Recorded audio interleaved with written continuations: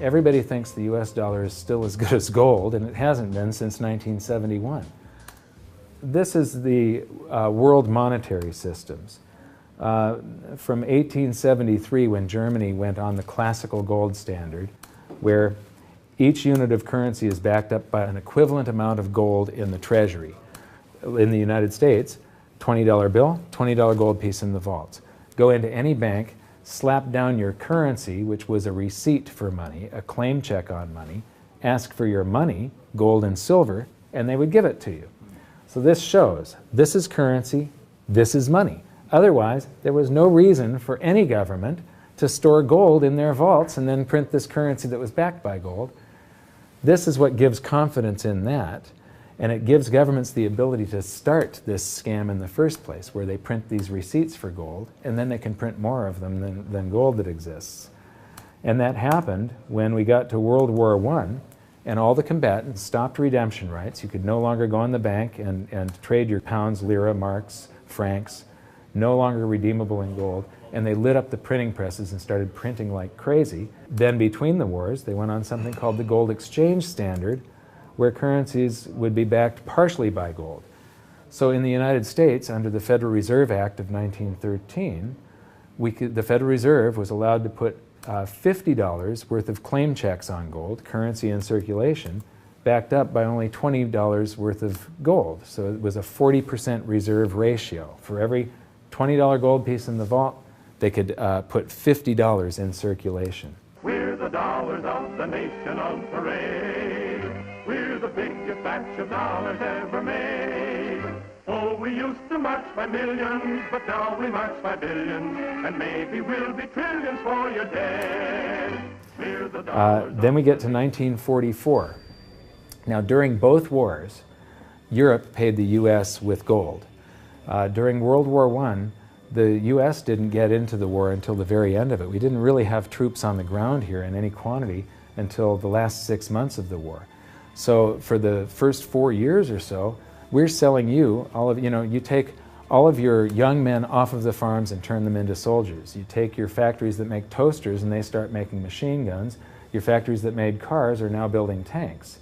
And so you turn your economy toward war, and all of your consumer goods and your grains had to be imported from the United States, and you paid us with gold. Then in World War II, Hitler starts saber rattling in 1936, annexes Austria in 1938, invades Poland in 1939. Pearl Harbor wasn't until the end of 1941. We didn't have troops on the ground until, I believe, August of 1942. So again, there's like 6 years where you're paying us with your gold and we're selling you stuff. This is where Americans have this myth that war is good for the economy. War is good for the economy if you're not in it and you're selling them the tools of the trade. Yes, America's national income gets bigger and bigger. In 1943, it was $142 billion. That was double the 1939 figure, triple the figure for 1933. But by the end of World War II, the U.S. had 2/3 of all the world's monetary gold, the central bank gold, and the rest of the world had to share the other third, and Europe had none. So the world monetary system was no longer going to work. It would collapse. But we had made all these loans of dollars to Europe, so Europe was flooded with dollars.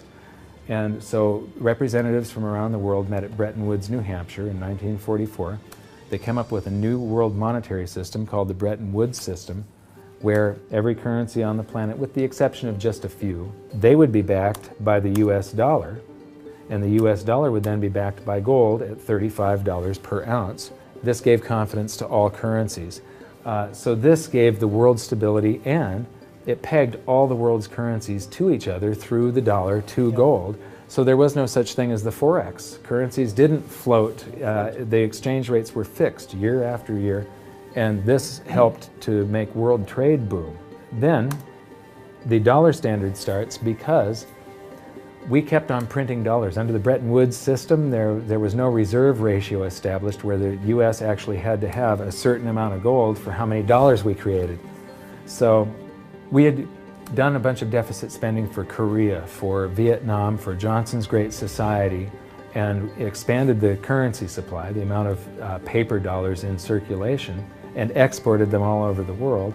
And then in the 60s, Charles de Gaulle, president of France, realizes that we don't have the gold to back up the dollars.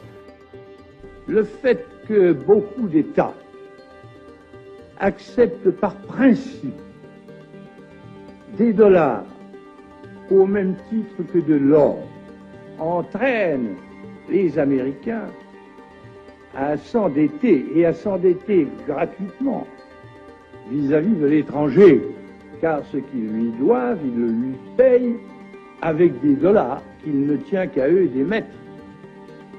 Nous estimons nécessaire que les échanges internationaux soient établis comme c'était le cas avant les grands malheurs du monde,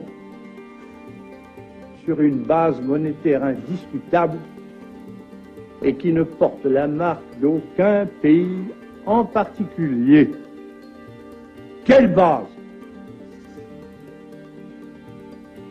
En vérité, on ne voit pas qu'il puisse y avoir réellement de critères, d'étalons autres que l'or.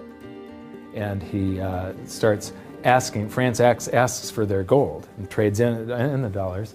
And at that point, other countries saw this and start jumping on board. And the U.S. lost 50% of its gold from 1959 to 1971.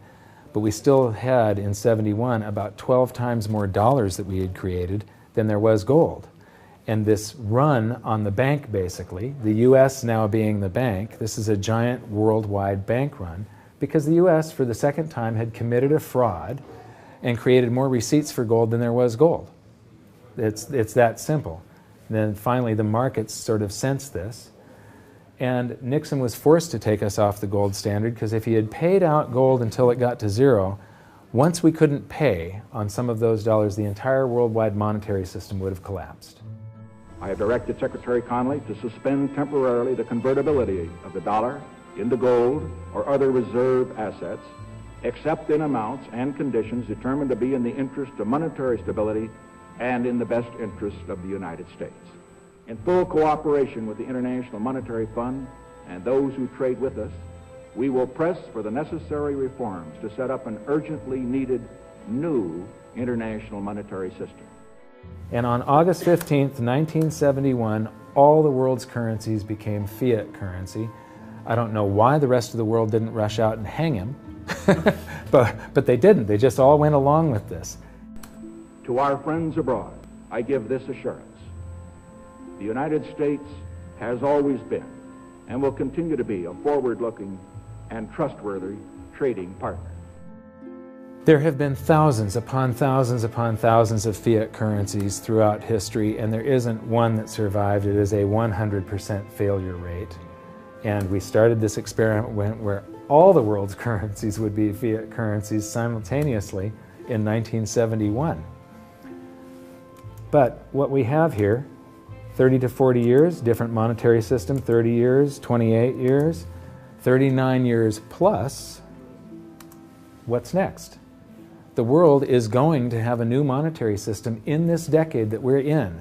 We're going to experience this huge deflationary crash around the world. The world will probably end up on some sort of new monetary system, probably after governments try and print their way out of this and cause hyperinflations of